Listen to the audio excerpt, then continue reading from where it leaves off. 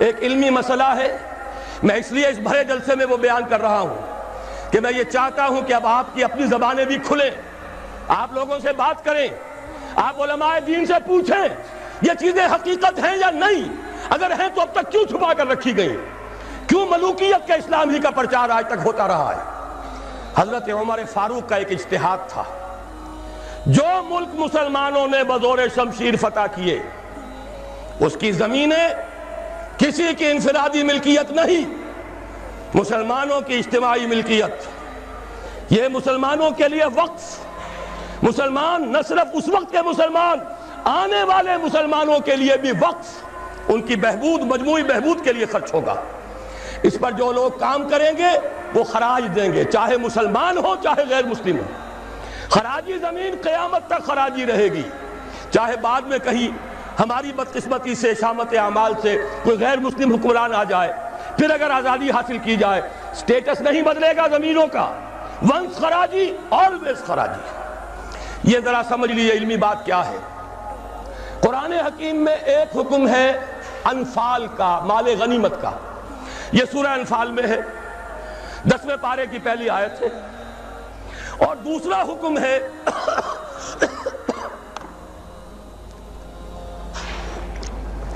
اموال فے کا، یہ سورہ حشر میں ہے۔ اموال غنیمت کا قانون یہ ہے کہ 5واں حصہ 1/5 بیت المال کا، 4/5 مجاہدین میں تقسیم ہو جائے گا۔ سوار ہے گھوڑا اور اونٹ بھی اس نے اپنا رکھا ہوا ہے تو اس کو 2 حصہ ملے گا، پیدل ہے اکیلا۔ اموال فے کیا ہے؟ کل کے کل بیت المال کے، کسی کا کوئی حصہ نہیں۔ عام خیال یہ تھا کہ یہ زمینیں جو فتح ہو رہی ہیں، عراق فتح ہو گیا، شام فتح ہو گیا، ایران فتح ہو گیا، مصر فتح ہو گیا، تصور تو کیجئے، the fertile crescent of the middle east, سارا کا سارا فتح، چند سالوں کے اندر اندر چند ہزار صحابہ تھے جنہوں نے ان سارے علاقوں کو فتح کر لیا۔ اب انہوں نے مطالبہ کیا کہ جناب یہ مال غنیمت ہے، ہم نے جنگ کر کے فتح کیا، لہذا یہ زمینیں تقسیم کر دیجئے، 5واں حصہ رکھ لیجئے بیت المال کا۔ حضرت عمر نے فرمایا اگر میں نے یہ زمینیں اور یہ رقمیں تمہیں تقسیم کر دیے تو بعد کے آنے والے مسلمانوں کو کیا ملے گا؟ واقعہ یہ ہے کہ تاریخ انسانی کا بدترین جاگیردارانہ نظام قائم ہو جاتا اگر حضرت عمر یہ فیصلہ نہ کرتے۔ وہ عمر فاروق کان رائے موافقا بالکتاب والسنہ، کتاب اور وحی کے مطابق ان کی رائے، بلکہ میں کہتا ہوں وہی ان کی رائے کے مطابق نازل ہوئی۔ وہ عمر بن الخطاب جن کے بارے میں حضور نے فرمایا کہ لو کان بعدی نبی لکان عمر، میرے بعد کوئی نبی ہوتا تو عمر ہوتے، یہ ان کا اجتہاد ہے، اور یہ اجتہاد کسی مولوی کا نہیں، امیر المومنین کا ہے، جبکہ پوری ملت اسلامی ایک حکومت، ایک نظام، مذہب اور سیاست میں کوئی تفرقہ نہیں، وہی خطیب ہے مسجد نبوی کا اور وہی امیر ہے وہ حکومت کا، سربراہ ہے حکومت کا، اس کا اجماع اور خلافت راشدہ کا یہ اجماع، یہ تو گویا کہ ہمیشہ کے لیے اٹل قانون ہے۔ اس کے اوپر اس اجتہاد پر عمل کیجئے۔ زرعی زمین کی 2 قسمیں ہماری شریعت میں ہیں۔ جو مسلمان لڑے بھڑے بغیر ایمان لے آئے ان کی زمینیں ان کی ملکیت ہیں، جیسے مدینہ کے مسلمان، وہ تو لڑے نہیں، انہوں نے تو خود حضور کو لے کر اور ان کو دعوت دے کر وہ مدینہ تشریف لے کر آئے ہیں، لہذا ان کی زمینیں ان کی ملکیت نہیں، ان سے عشر لیا گیا، یہ عشری زمینیں کہلاتی ہیں۔ جو زمینیں فتح ہوئی، جو ملک، یہ عشری نہیں خراجی ہیں، یہاں پر وہ ملکیت رہیں گی بیت المال کی، مسلمانوں کی اجتماعی ملکیت، وقف علی المسلمین، البتہ جو کام کرے مسلمان ہو، کاشتکار، مجوسی ہو، عیسائی ہو، وہ خراج دیں گے براہ راست بیت المال کو۔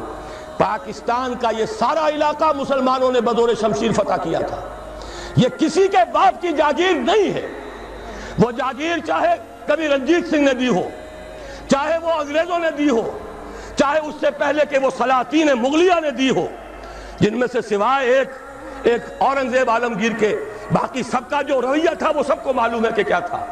اکبر اعظم نے تو یہاں سے دین محمدی کا جنازہ نکالنے کے لیے ایڑی چوٹی کا زور لگا دیا تھا صلی اللہ علیہ وسلم۔ نیا دین الہی رائج کیا تھا وہ اکبر اعظم علیہ ما علیہ، ان کی دی ہوئی جاگیریں اور وہ مقدس ہو جائیں گی، انگریز کی دی ہوئی جاگیریں اور وہ مقدس ہو جائیں گی، رنجیت سنگھ کی دی ہوئی جاگیریں وہ مقدس ہو جائیں گی۔ معاذ اللہ، یہ تمام زمینیں بیت المال کی ہیں، وقف للمسلمین، ان سے خراج جائے گا براہ راست بیت المال میں، آدھی یا اس سے بھی زائد یا اس سے کم، جو پوری پیداوار کا جائے گا وہاں اتنا ریونیو جمع ہوگا، اتنا ریونیو جمع ہوگا کہ بہت سے لعنتی ٹیکسوں سے نجات مل جائے گی، جن میں سب سے بڑا لعنتی ٹیکس جو ہے انکم ٹیکس ہے۔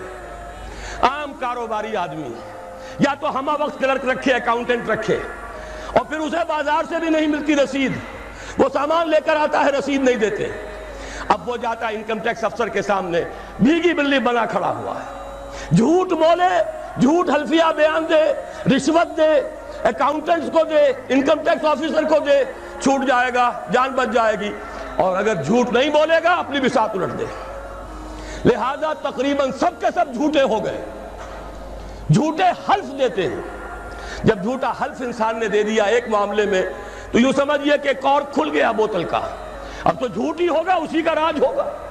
یہ سب سے بڑا ملعون ٹیکس ہے کہ جس نے ہمارے ہاں صداقت کا، دیانت کا، امانت کا جنازہ نکال دیا۔ اور یہ سب کچھ کیوں؟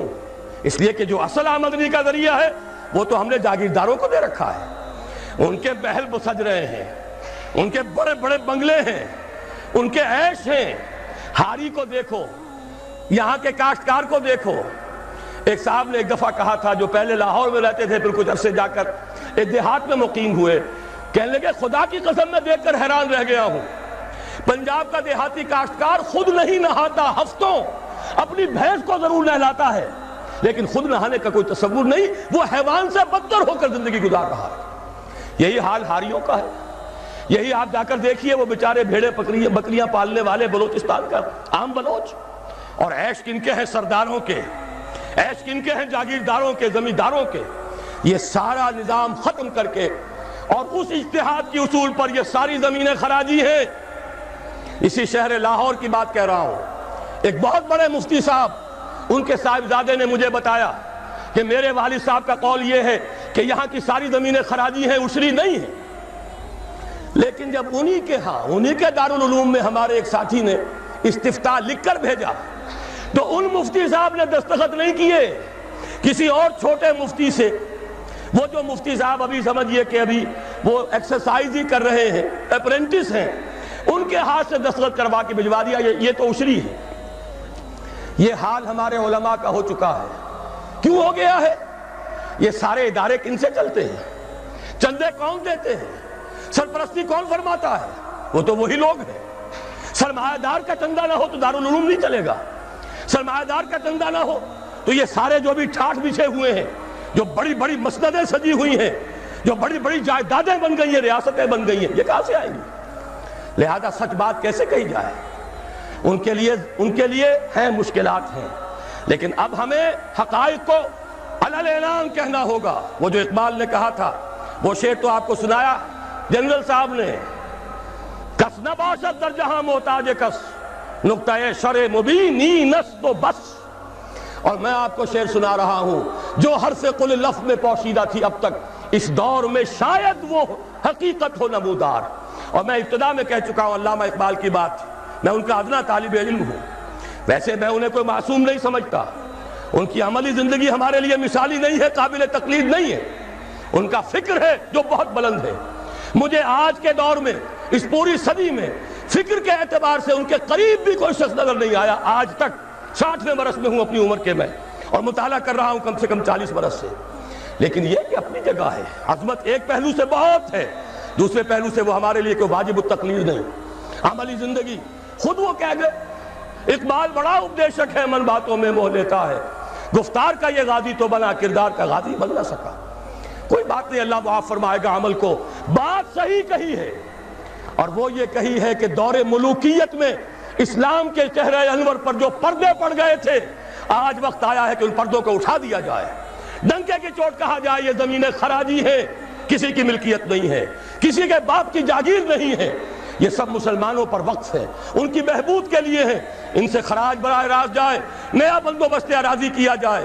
جو پہلے کام کر رہے ہیں ان کا حق فائق ہے، الفضل للمتقدم پہلے موجود ہیں جو کام کر رہے ہیں، ورکیبل یونٹ بنا دیا جائے۔ اور یہ وہ بات ہے، سن 82 میں نے صرف 2 مہینے کی خطا کی تھی، ضیاء الحق صاحب کی شورا میں 2 اجلاس اٹینڈ کیے تھے، اور ڈنکے کی چوٹ کہا تھا کہ خدا کے لیے ایک کمیشن بٹھائیے، جید علماء بھی ہوں اس میں۔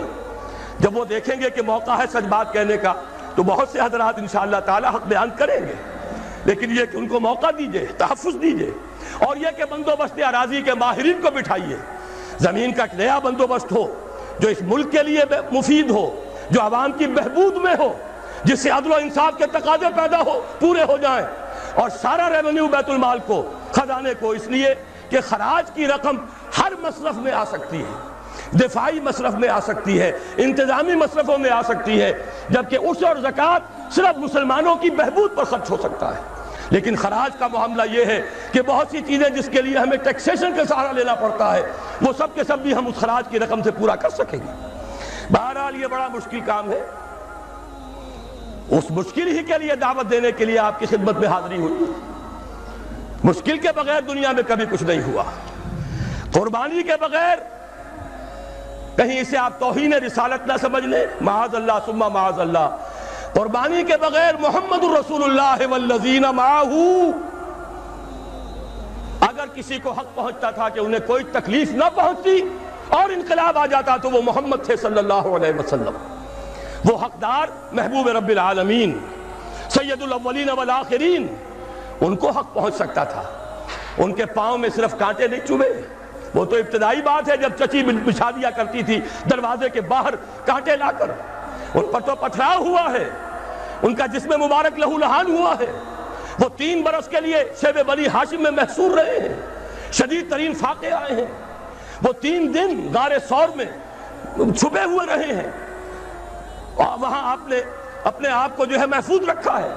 پھر کیا نہیں ہوا؟ جنگ بدر میں طویل ترین سجدہ کیا، اے اللہ کل جو مارکہ ہونے والا ہے، اگر کہیں یہ 313 میرے 15 برس کی کمائی اگر کہیں یہ کل ختم ہو گئی تو پھر قیامت تک تیرا نام لینے والا کوئی نہ ہوگا۔